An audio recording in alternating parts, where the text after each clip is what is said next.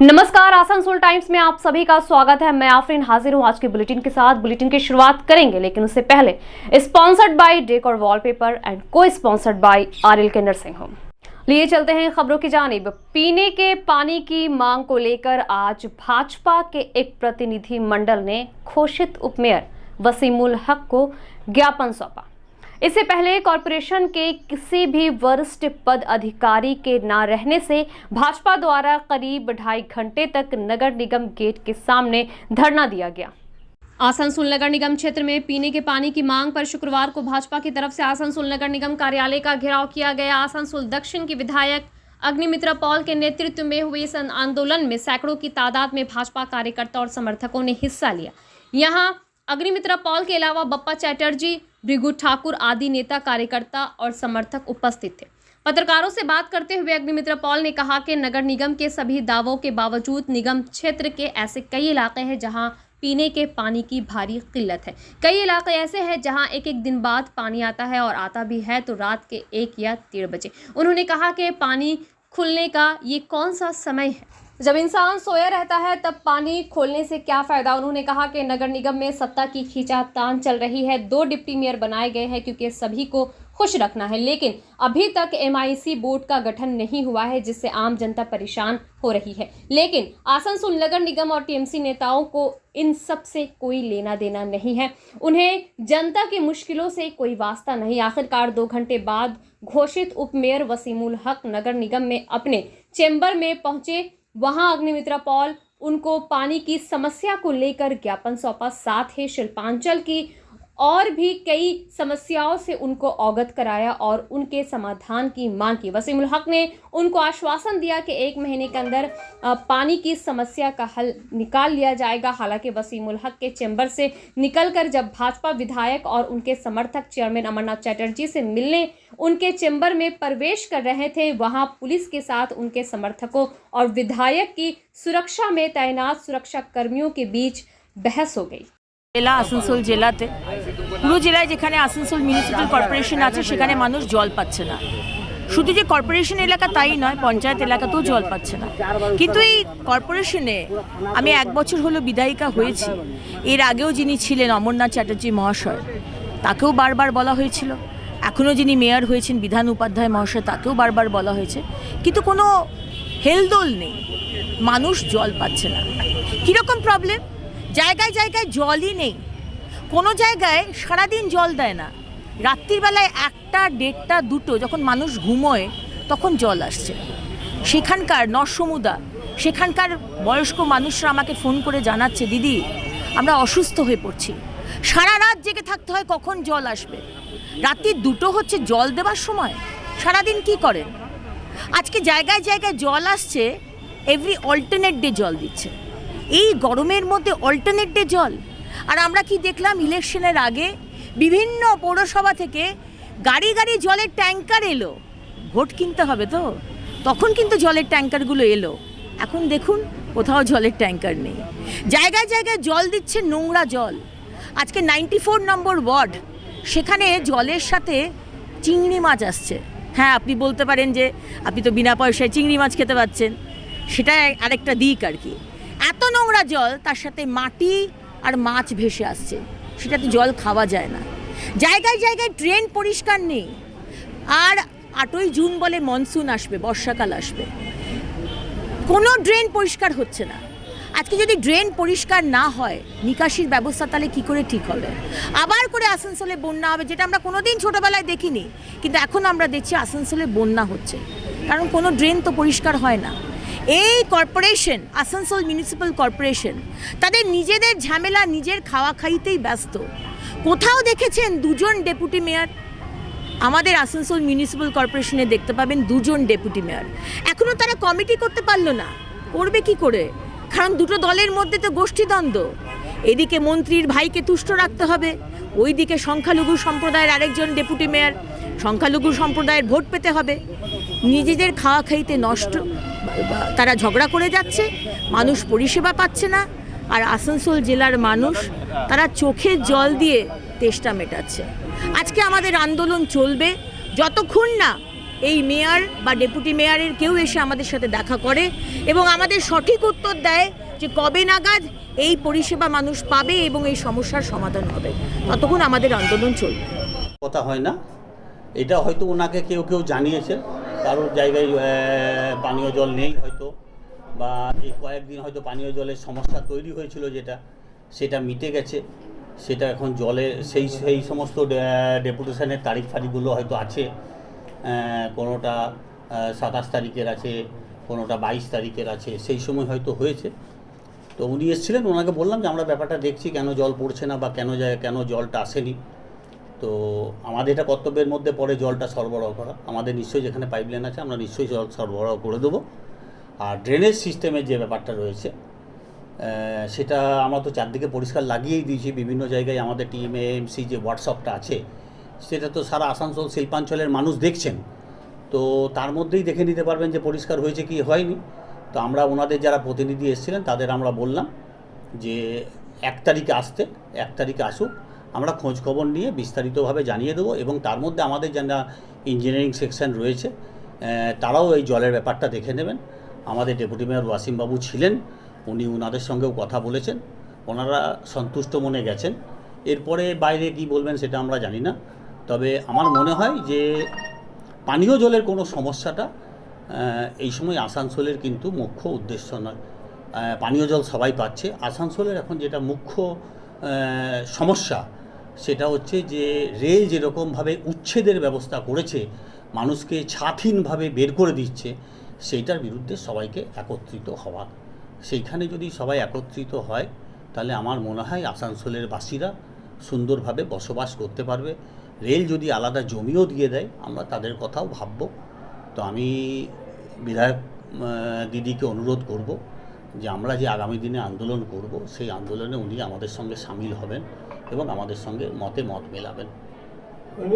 আগামী দিন দেখা গেছে পুরসভা ভোটের নির্বাচনের আগে বাইরে থেকে জলের ট্যাঙ্কার এনে পরে পানীয় জলের সমস্যা মেটানো হয়েছিল, তাই না? তো সত্যিই পানীয় জলের সংকট রয়েছে আসানসোল শিল্পাঞ্চল জুড়ে। তো আসানসোলের সংকট যদি রয়েছে আমরা তো মিটিয়ে দিয়েছি বাইরে থেকে জল এনে। আমরা তো কর্তব্য পালন করেছি। আমাদের যেটা কর্তব্য আমরা বাইরে থেকে নিয়ে আসি আর আকাশ থেকে নিয়ে আসি, আমরা তো জল মানুষকে পৌঁছে দিয়েছি। আমরা তো কর্তব্যের আমাদের গাফিলতি করিনি। সেই ট্যাঙ্কার কি এখনো পরিষেবা দিয়ে যাচ্ছে? হ্যাঁ, এখনো যেখানে যেখানে জল আপনার যাচ্ছে না সেখানে পরিষেবা দিয়ে যাচ্ছে, ট্যাঙ্কার মারফতে জল যাচ্ছে। বাইরের ট্যাঙ্কার কি এখনো আছে? না, বাইরের ট্যাঙ্কার এখন নেই, বিভিন্ন জায়গায় কয়েকটা ট্যাঙ্কার আছে, সেগুলো এখনো জল দিয়ে যাচ্ছে। প্রত্যেক দিন 8 টিপ 10 টিপ 14 টিপ করে জল দিচ্ছে এক একদিন এক একটা ট্যাঙ্কার। বন্ধগণা, বিজেপির অভিযোগ পূর্ণাঙ্গ বোর্ড তৈরি না হওয়ার জন্যই এই বিঘ্ন হচ্ছে। না দেখুন, বিজেপির সমস্যা সেটা বিজেপির সমস্যা, এটা আসানসোল লোকের সমস্যা নয়। তো আসানসোলের লোক কি আপনাদের বলছে একটাও কোনো কথা? তো এটা তো একটা যদি আমাদের রাজ্যপাল যদি সই করে দেয় তাহলে সমস্যা মিটবে না। রাজ্য সরকার তো একটা প্রস্তাব পাঠিয়েছে, তো রাজ্যপাল যদি প্রত্যাখ্যানও করে তো রাজ্যপাল প্রত্যাখ্যান করেই পাঠিয়ে দিই। রাজ্যপাল তো প্রত্যাখ্যানও করছে না, না ঝুলিয়ে রেখেছেন তো ধরুন কেন্দ্রীয় কর্তৃপক্ষই তো ঝুলিয়ে রেখেছে। বিধায়কের অভিযোগ সারা ভারতবর্ষে 2জন ডেপুটি মেয়র কোথাও নেই, তো সেই জটিলতা তো তৃণমূলই করেছে। তো তৃণমূল যদি তৈরিই করেছে তো উনি প্রত্যাখ্যান করুক।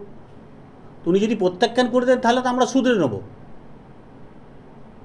4 ঘন্টা ধরে ওখানে কি বসে আছে, কোনো পৌরকর্তাকে পাইনি। না, ওনারা তো দেখুন, আমি রানীগঞ্জ থেকে আসছি, ইনি নিয়ামতপুরে গেছেন। আমাদের যিনি মেয়র তিনি আজকে চিত্তরঞ্জনে ভাঙছে রেল, উনি ওখানে গেছেন। তো আমি তো রানীগঞ্জ থেকে দৌড়াতে এলাম, গাড়ি 120-30 স্পিডে চালিয়ে।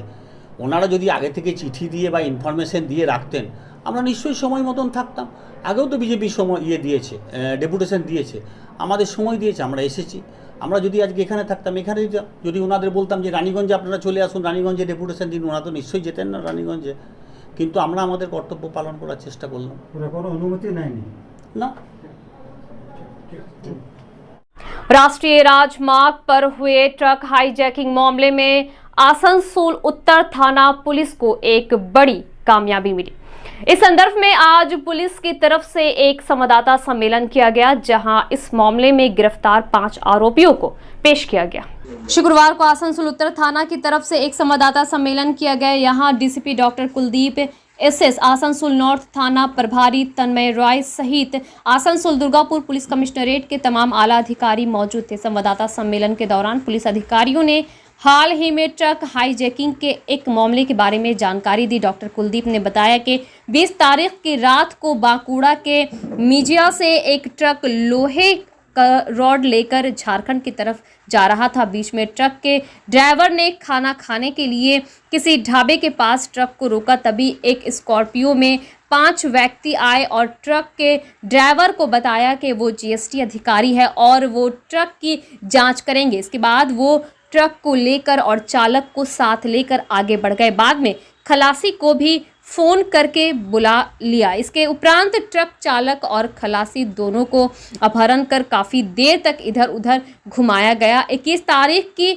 सुबह को ट्रक चालक और खलासी को काली पहाड़ी के पास छोड़ दिया गया। घटना की जानकारी आसनसोल और थाने को दी गई। इसके उपरांत तन्मय रॉय के नेतृत्व में एक विशेष टीम का गठन किया गया जो इस मामले की जांच में जुट गई। मामले की जांच करते हुए पुलिस ने अंडाल थाना अंतर्गत तापस मंडल नामक एक व्यक्ति के घर में दबिश डाली, जिसके घर से चोरी के 41 टन लोहे के रॉड में से 37 टन लोहे की रॉड बरामद किए गए। आपको बता दें कि चोरी हुए 41 टन लोहे की रॉड की अनुमानित कीमत 34 लाख रुपए है। पकड़े गए आरोपी तापस मंडल लोहे के रॉड का कारोबारी है। इसके उपरांत उससे पुलिस ने पूछताछ की और प्रशांत दास, हैदर अली, नीरज खां, शहनवाज को भी गिरफ्तार किया गया। डॉक्टर कुलदीप एसएस ने बताया कि मामले की शिकायत दर्ज होते ही मिजिया से लेकर झारखंड तक पूरे रास्ते में सीसीटीवी कैमरे को खंगाला गया और उसके बाद 24 तारीख को तापस मंडल की गिरफ्तारी हुई। उन्होंने बताया कि पकड़े गए 5 आरोपियों को 10 दिन के रिमांड पर लिया गया है। उनसे पूछताछ जारी है। अभी तक ट्रक हाईजैकिंग के मामले में उनका कोई पिछला रिकॉर्ड सामने नहीं आया है, लेकिन उनसे पूछताछ जारी है और इस मामले में और कौन कौन संलिप्त है इसकी पूरी जांच की जाएगी।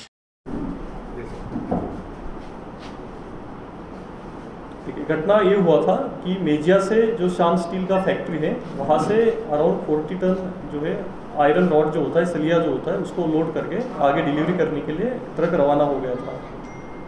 जब वो शायद खाना खाने के लिए रोटी ढाबा में जो है अराउंड रात के 11-12 बजे यहाँ पे वो रुका था। तो वहाँ पे रुकने के बाद पीछे से एक स्कॉर्पियो गाड़ी आई थी ब्लैक कलर की। वहाँ पे स्कॉर्पियो गाड़ी उसके पीछे रुकी और वहाँ पे गाड़ी से 2 लोग उतरे और ड्राइवर को बोला कि जो पीछे जो है वो जीएसटी ऑफिसर है, वो आपसे कुछ बात करना चाहते हैं। तो जब ड्राइवर को लगा कि शायद सच में जीएसटी ऑफिसर होगा, तो ड्राइवर जब वहाँ पे गया तो उन्होंने ड्राइवर का अपहरण करके उसको गाड़ी में पकड़ लिया। 2-4 मिनट बाद जब ड्राइवर ने खलासी को कॉल किया तो उसको भी वो लोग हमारी गाड़ी में रख के इधर उधर घुमाने लग गए ताकि उसको पता ना चले कि उसको कहाँ पे छोड़ रहे।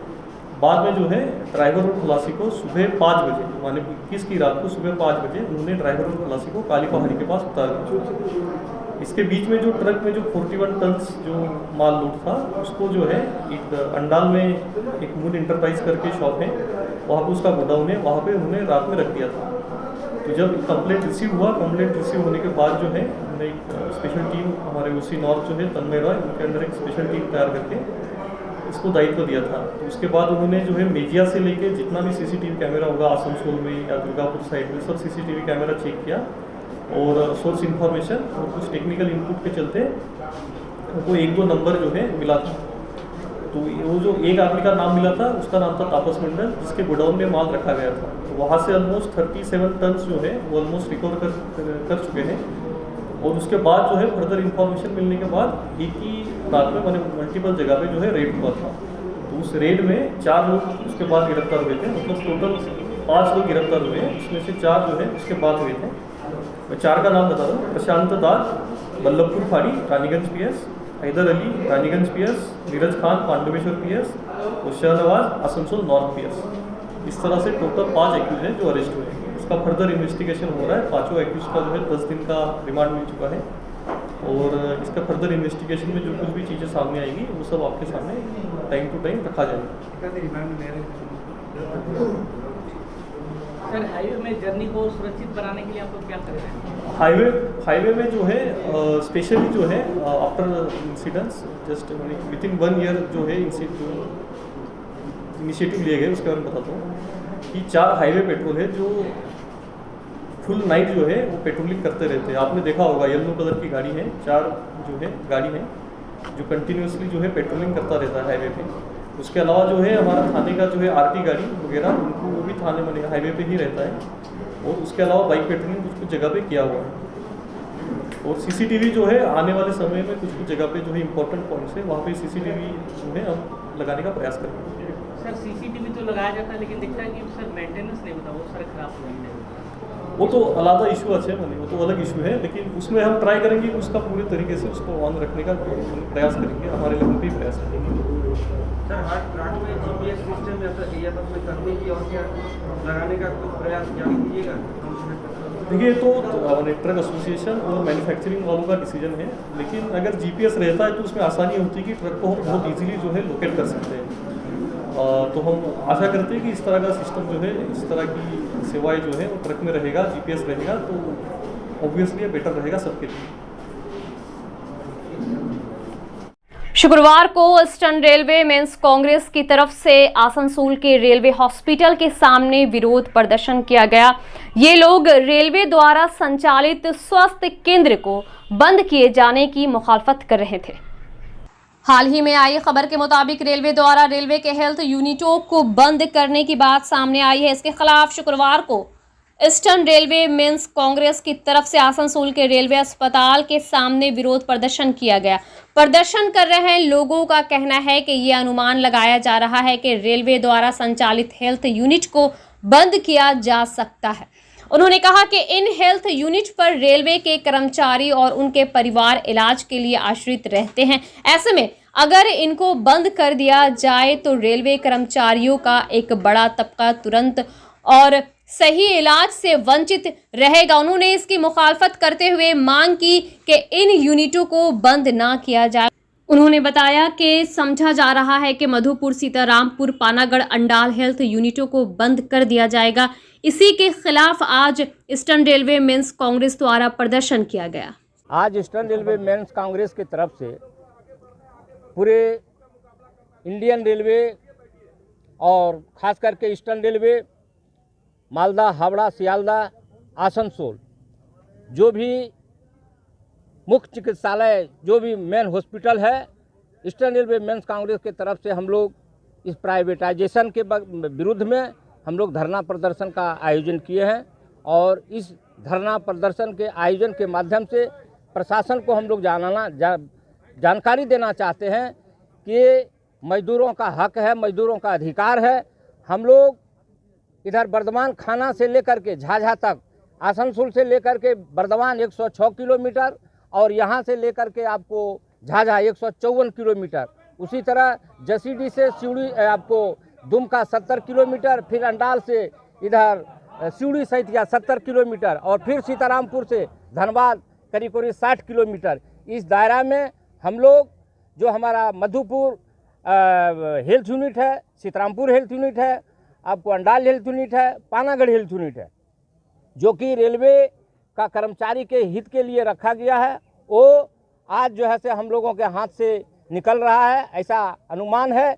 हम लोग इसको जो है से प्रतिवाद करते हैं। इसी उपलक्ष्य में ईस्टर्न रेलवे मेंस कांग्रेस आज 2 घंटा का हम लोग मेन हॉस्पिटल में धरना दे रहे हैं और उम्मीद करते हैं कि हम लोग आगामी दिन में भी व्यापक संख्या में इसका विरोध में हम लोग इसका विरोध करेंगे। आपका नाम परिचय? मैं D Thakur, Dashrath Thakur, vice president central camping at Asansol.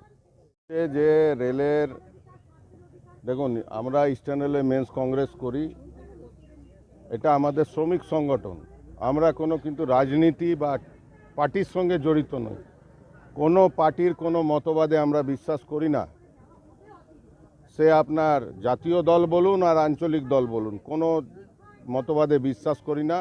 কিন্তু আমরা গান্ধীজম ফিলোসফি যেটা, গান্ধীবাদ যেটা, সেইটাকে আমরা সামনে রেখে রেলের যেখানে স্বার্থ বিঘ্নিত হয়, রেলের যেখানে রেল কর্মচারীর স্বার্থ বিঘ্নিত হয়, সেইখানে আমরা প্রতিবাদ করি। আজকে খুব দুঃখের সঙ্গে জানাচ্ছি যে আমরা সেন্ট্রাল গভর্নমেন্ট এমপ্লয়ি, আমরা রেল কর্মচারী, আমাদের 2টো রেকগনাইজড ট্রেড ইউনিয়ন আছে। দরকার হলে আমরা 2টো রেকগনাইজড ট্রেড ইউনিয়ন মিলে আমরা আন্দোলন করি। কিন্তু আমাদের আরও অনেক সংগঠন আছে, অফিসারদের সংগঠন আছে, প্রমোটি অফিসারদের সংগঠন আছে, আরপিএফদের সংগঠন আছে, বিভিন্ন সংগঠন আছে, সেই সব সংগঠন কিন্তু কখনোই এই আন্দোলনে আমাদেরকে সহযোগিতা করে না, তারা আমাদের সঙ্গে থাকে না। কিন্তু দেখুন অন্যান্য পাবলিক সেক্টর যেগুলো এন্টারপ্রাইজ আছে সেখানে অফিসার থেকে চাপরাশি পর্যন্ত সবাই একযোগে আন্দোলন করে, যেখানে তাদের সংস্থার স্বার্থ জড়িয়ে আছে। এখানেও তো আমাদের রেলের সংস্থার স্বার্থ জড়িয়ে আছে। এখানে আমি আপনাদের তরফ থেকে আমি সমস্ত রেল কর্মচারী, রেলওয়ে এমপ্লয়ি সবাইকে অনুরোধ করব যে রেলের এই যে স্বাস্থ্য পরিষেবা এইটাকে শেষ করে দিতে চাচ্ছে কেন্দ্রীয় সরকারের নীতি, সেইটাকে বাঁচাবার জন্য সবাই মিলে রেল কর্মচারী এবং যারা বাইরের আছে আমাদের শুভানুধ্যায়ী যারা, তাদের সবার কাছে আবেদন করজোরে যে আপনারা আসুন আমাদের সঙ্গে যোগদান করুন। এটা আজকে আমাদের সব জায়গায় ইস্টার্ন জোন বেসিসে হচ্ছে। এটা যেটা হচ্ছে আমাদের জেনারেল সেক্রেটারির নির্দেশ অনুসারে আজকে দেখবেন শিয়ালদা বিআরসিংয়ে হচ্ছে, হাওড়া অর্থোপেডিকে হচ্ছে, মালদা হসপিটালে হচ্ছে, আসানসোল হসপিটালে হচ্ছে, লিলুয়াতে হচ্ছে, কাঁচরাপাড়ায় হচ্ছে, জামালপুরে হচ্ছে, ইস্টার্ন জোনে সব জায়গায় হচ্ছে এবং আরও কিছু জোনেও হচ্ছে আজকের দিনে। তো ব্যাপার হলো যে এটা আমাদের মেনলি রেলের এনএফআইআরের নির্দেশ অনুসারে, আমাদের ফেডারেশনের নির্দেশ অনুসারে এবং ইস্টার্ন রেলওয়ে মেন্স কংগ্রেসের সেন্ট্রালের নির্দেশ অনুসারে আমরা এটা করছি। আমরা আন্দোলন যেটা আমাদের এই প্রতিবাদ হচ্ছে যাতে এই যে রেল হসপিটালটা দেখছেন পিছনে, এই হসপিটালটা যাতে প্রাইভেটের হাতে চলে না যায়। প্রাইভেটের হাতে গেলে দেখুন আমাদের রেল কর্মচারীদের অসুবিধা তো হবেই, সবার অসুবিধা হবে। কিন্তু আপনি বলুন তো, যারা রেল থেকে অলরেডি বিদায় নিয়েছেন, যারা রেলের থেকে রিটায়ারমেন্ট নিয়েছেন, কারুর বয়স 80 বছর, কারুর মোর দ্যান 80, কারুর 75, তার ফ্যামিলি আছে, তারা ভালো করে শুনতে পায় না, চোখে দেখতে পায় না, হাঁটতে পারে না, তাদের কি হবে? তারা কোথায় যাবে? আজকে প্রাইভেট হয়ে গেলে রেলের যে পরিষেবা সেটা শেষ হয়ে যাবে। আজ করোনার সময় আমাদের রেল হসপিটাল যে পরিষেবা দিয়েছে, আমার মনে হয় আসানসোল এই এরিয়ার মধ্যে কোনো হসপিটাল দেয়নি। যার জন্য আমি আসানসোল হসপিটালের যেসব ডাক্তার থেকে শুরু করে প্যারামেডিক্যাল স্টাফ, সমস্ত staff, group D group C সব স্টাফকে আমি ধন্যবাদ জানাই। আমার নাম সুবীর চ্যাটার্জি, আমি জয়েন্ট জেনারেল সেক্রেটারি এবং আসানসোল ডিভিশনটা কোঅর্ডিনেটর হিসাবে আমি কাজ করি।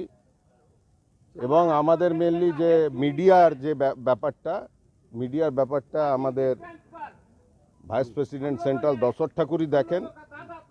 দশর দাই আমাদের মিডিয়ার আমাদের মুখপাত্র, তার সঙ্গেই আপনারা মিডিয়ার ব্যাপারে আগামী দিনে দশর ঠাকুরের সঙ্গে এই ব্যাপারে কথা বলবেন। आने वाले 2 जून को आसनसोल चैम्बर ऑफ कॉमर्स के चुनाव होने वाले हैं। इससे पहले गुरुवार रात को आसनसोल के एक निजी होटल में गौरी शंकर अग्रवाल पैनल की तरफ से एक कार्यक्रम का आयोजन किया गया। आसनसोल चैम्बर ऑफ कॉमर्स में 2 जून को होने वाले चुनाव के लिए प्रचार का दौर शुरू हो चुका है। एक तरफ है शंभू झा का पैनल तो दूसरी तरफ है गौरी शंकर अग्रवाल के नेतृत्व वाला पैनल, जो शंभू झा पैनल को हराकर नया पैनल बनाने की कवायद में जुट गया है। गुरुवार शाम को आसनसोल के आश्रम मोड़ में स्थित एक निजी होटल में गौरी शंकर अग्रवाल के नेतृत्व वाले पैनल ग्लोरी फॉर गौरी के तरफ से एक कार्यक्रम का आयोजन किया गया, जहां गौरी शंकर अग्रवाल के अलावा सचिन रॉय, पवन गुटगुटिया, विनोद गुप्ता सहित ग्लोरी फॉर गौरी पैनल के तमाम प्रत्याशी और उनके समर्थक गण उपस्थित थे। कार्यक्रम के दौरान इस पैनल के लोगों के साथ मीडिया कर्मियों का परिचय करवाया गया और ये बताया गया कि आखिर ये लोग क्यों इस चुनाव में प्रतिद्वंदिता कर रहे हैं और अगर ये पैनल जीता तो आने वाले समय में आसनसोल चैम्बर ऑफ कॉमर्स में क्या क्या तब्दीलियां वो लाएंगे। सचिन रॉय से लेकर पवन गुटगुटिया, विनोद गुप्ता और ग्लोरी फॉर गौरी पैनल के अध्यक्ष गौरी शंकर अग्रवाल ने सभी व्यापारियों से आने वाले चुनाव में उनके पैनल के प्रत्याशियों के पक्ष में मतदान करने की अपील की।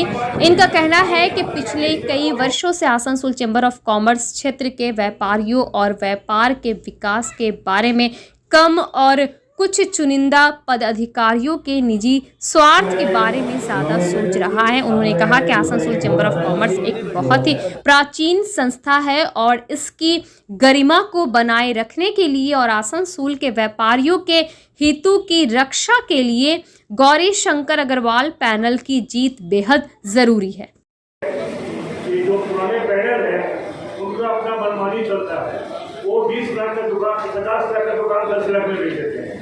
उनको कोई बोलने वाला प्रतिवाद करने वाला नहीं है कि ये सब हम लोग को नजर में आया है, इसलिए हम लोगों ने एक कमेटी बनाया इसलिए कि बहुत सी ऐसी घटनाएं हैं वहाँ पे बड़ों को सम्मान नहीं मिलता है।